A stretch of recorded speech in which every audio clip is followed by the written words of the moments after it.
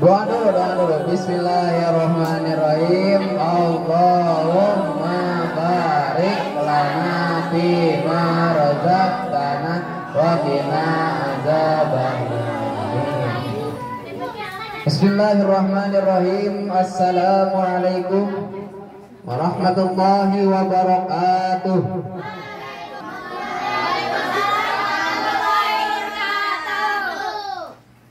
Insyaallah tema pada kesempatan sore Jumat ini yaitu jangan takut untuk bersedekah. Ya, jadi yang pertama yaitu harus bersedekah dalam keadaan ada pepatah mengatakan sedia payung sebelum hujan, ya, sedia payung sebelum hujan, ya. Sedia sedekah sebelum sakit. Gitu. Yang kedua apa? Tahsyal faqra. Bersedekahlah, ya. Bersedekahlah ketika kamu takut menjadi menjadi fakir, ya. Bersedekahlah ketika kamu takut menjadi fakir otomatis. Jadi dalam artian suka gini kan. Saya mah jangankan sedekah buat diri saya aja gak ada. Nah, justru di waktu itulah saat-saatnya kita bersedekah, ya. Saat-saatnya bersedekah. Besar pahalanya, besar kecilnya bersedekah itu bukan ditentukan berisik. Bukan ditentukan dari nominal, ya. Bukan ditentukan dari nominal yang kita keluarkan. Tapi dari besar kecilnya perjuangan yang kita keluarkan. Misalnya seperti ini.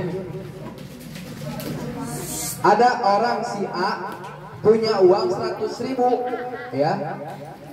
Dan si B punya uang 10.000. Kalau si A yang uang 100.000, dia mengeluarkan sedekahnya 5.000 rupiah, 10.000 misalnya, 10.000 rupiah. Kalau yang si 10.000 yang si B mengeluarkan sedekahnya 8.000 rupiah. Gedean mana bersedekahnya? Gedean mana? Pada hakikatnya gedean yang si A karena dia mengeluarkan sedekah 10.000, sedangkan si B mengeluarkan sedekah 8.000. Tetapi pada pandangan Allah yang si B lah yang gede. Karena kenapa? Si B mah punya uang 10.000, dia keluarkan 8.000, ya. Dia keluarkan 8.000. Besar menurut dia, kecil menurut si A gitu. Meskipun si A mah lebih gede gitu 10.000, tapi cuma 1%, ya, cuma 10% yang dia keluarkan dari uang yang dia punya. Kalau si B mengeluarkan 8.000 juga dari uang 10.000, dia mengeluarkan 80%. Jadi bukan yang jadi tolak ukur bersedekah itu bukan nominalnya yang gede, tapi perjuangan kita untuk mengeluarkan sedekah itu. Ya, perjuangan kita untuk mengeluarkan sedekah itu yang Allah lihat gitu, ya. Seperti itu. Itu yang kedua. Yang ketiganya yaitu wata mulul gina, ya. Bersedekahlah ketika kamu berangan-angan menjadi orang kaya. Saya bentar aja sedekahnya ketika saya udah punya Pajero, udah punya Alphard misalkan, ya. Ntar aja kalau udah punya motor aerob, udah penghasilan saya udah 20 juta per bulan, baru saya sedekah gitu. Saya sangguplah sedekah 1 juta per bulan juga kalau gaji saya 20 juta misalkan. Nah, itu berangan-angan menjadi orang yang kaya, ya. Bersedekahlah hari ini gitu, ya. Pada saat ini ketika ada angan-angan, ketika kamu mendapatkan hidayah untuk bersedekah, langsung sedekahlah. Apa yang kita punya sedekahkan, gitu. Jadi jangan nunggu nanti Karena kenapa? Kenyataan tidak sesuai realita, ya. Tidak sesuai ekspektasi. Apa yang kita rencanakan ketika sudah terjadi belum tentu terjadi.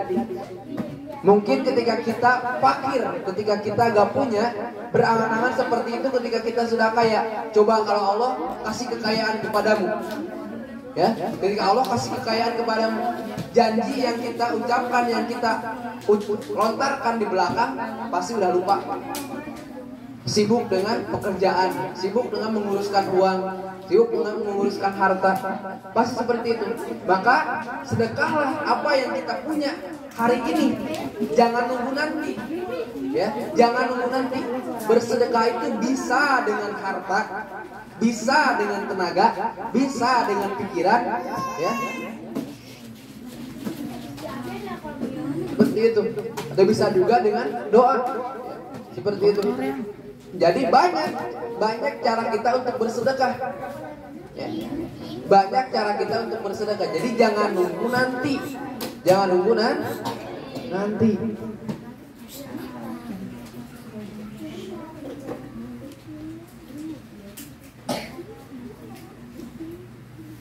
Sehingga kata Rasulullah Shallallahu Alaihi Wasallam, ya, mengibaratkan dalam hadisnya, mengibaratkan sedekah ini, ya, harta yang kita punya ini bagaikan bagaikan 2 ekor ayam jantan, 8 ekor ayam betina. Semuanya jadi berapa? 10. Di antaranya ada 1 ekor musang. Yang 10 ayam ini diibaratkan sebagai harta kita. 1 ekor musang ini adalah zakat yang harus kita keluarkan, 2,5%-nya diibaratkannya, ya. Perumpamaannya adalah 10 ekor ayam, 2 ekor betina, 2 ekor jantan, 8 ekor betina. Jadi 10. Di antaranya ada 1 ekor musang. Jikalau kita tidak membuang musangnya, maka si ekor ayam itu, 10 ekor ayam itu, gimana yang terjadi? Pasti akan habis. Tapi kalau kita keluarkan si musang maka ayam yang 10 itu mati enggak, bahkan akan bertumbuh dewasa, terus nanti akan beranak lagi. Nah, seperti itulah perumpamaan sedekah, perumpamaan harta yang kita punya, ya. Seperti yang tadi kita sudah katakan, kita memiliki uang, misalkan 1 juta, 1 juta, ya. Ada di dalam 1 juta itu berapa tuh? 50.000, ya. 50.000 ya, 50.000, ya. 2,5% aja.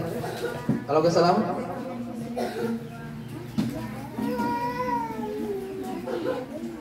Ya, kalau gak salah mah gitu.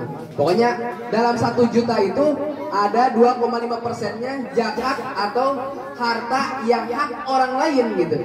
Terus kita gak keluarkan. Nah, jikalau kita nggak ngeluarin si zakat ini, maka Allah lah yang akan mengeluarkan. Dengan cara si zakat ini yang gak dikeluarkan menggerogoti, ya, yang 1 juta ini, ya, yang 1 juta ini. Dan bisa dengan cara Allah kasih penyakit, ya, bisa dengan cara Allah kasih penyakit. Terus kita mengeluarkan uang yang lebih banyak lagi, gitu ya. Uang yang lebih banyak lagi, bukannya untung tapi malah rugi. Tapi kalau kita keluarkan yang 2,5%-nya ini, maka kita bukannya rugi tapi malah untung. Karena kenapa? Karena ada janji Allah. Janji Allah dan Rasulnya, ketika kita mengeluarkan sedekah, maka Allah akan balas dengan 10 kali lipat. Kita bersedekah 5.000, akan ganti, Allah akan ganti dengan 10 kali lipat. Jadi berapa? 50.000, ya. 50.000. Berbisnislah dengan Allah, ya. Bisnislah dengan Allah, gak bakalan rugi, ya. Kalau kita berbisnis dengan Allah. malah untung gitu ya. Tetapi Allah akan memberikan kelipatan itu dengan cara Allah sendiri gitu ya. Dengan cara Allah sendiri, bukan hanya dengan harta aja, tetapi Allah akan berikan atau Allah akan ganti dengan apa yang kita butuhkan saat itu ya. Bisa juga dengan harta kembali, bisa juga dengan kesehatan, bisa juga dengan keberkahan, bisa juga dengan kenikmatan gitu ya, atau ketentraman dalam rumah tangga seperti itu ya. Jadi Allah akan gantinya dengan atas apa yang dibutuhkan kita pada saat itu. Maka berlomba-lombalah dalam hal kebaikan. Itu berlomba-lombalah dalam sedekah. Sehingga pada akhir hadisnya kata Rasulullah SAW, wala tumilu hatta iza balagot al-hulqum. Maka janganlah menunda-nunda hingga tiba waktunya nyawamu berada di tenggorokan ya. Jangan nunggu-nunggu bersedekah, jangan menunda-nunda sedekah ya. Jangan sampai kita keduluan sama nyawa ya sekaratul maut yang sudah di tenggorokan yang akan menghampiri kita. Jangan sampai sedekah kita keduluan sama sakaratul maut yang menghampiri kita. Karena kenapa? Karena kita tidak tahu kapan kita meninggal, kapan kita mati, tidak tahu. Entah itu menit yang akan datang, entah itu jam yang akan datang, atau hari yang akan datang, atau bulan yang akan datang. Kita tidak mengetahuinya. Entah kita masih hidup di esokan hari, ya, entah tidak gitu. Jadi jangan menunda-nunda sedekah. Ada seseorang yang udah meninggal, terus dia berkata kepada Allah Subhanahu wa taala, mengadu kepada Allah Subhanahu wa taala, ya Allah, tolong hidupkan kembali saya 1 jam aja atau 1 hari aja ya Allah, untuk saya bersedekah. Yang dia ucapkan yang pertama kali dia ucapkan adalah saya bakal bersedekah, ingin bersedekah ya. Hidupkan saya kembali, mengadu kepada Allah Subhanahu wa taala seperti itu. Allah gak bisa 1 jam aja ya Allah, saya ingin bersedekah, enggak bisa ya Allah 1 menit aja, enggak bisa. Nah, sampai seperti itu ya.